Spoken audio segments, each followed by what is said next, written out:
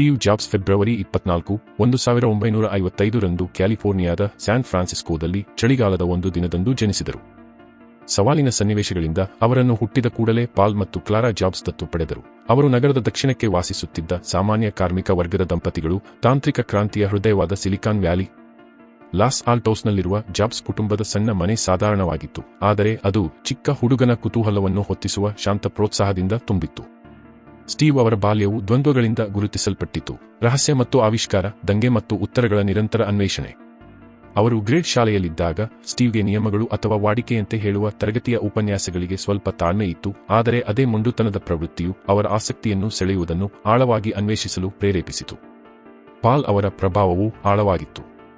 ಅವರು ಯಂತ್ರಶಾಸ್ತ್ರಜ್ಞರಾಗಿದ್ದರು ಮತ್ತು ಒಟ್ಟಿಗೆ ಅವರು ಕುಟುಂಬದ ಗ್ಯಾರೇಜ್ನಲ್ಲಿ ಗಂಟೆಗಟ್ಟಲೆ ಕಳೆದರು.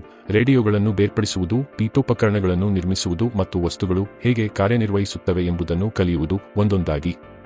ಡ್ರೆಸ್ನ ಹಿಂಭಾಗ, ಗ್ಯಾಜೆಟ್ನ ಒಳಭಾಗ,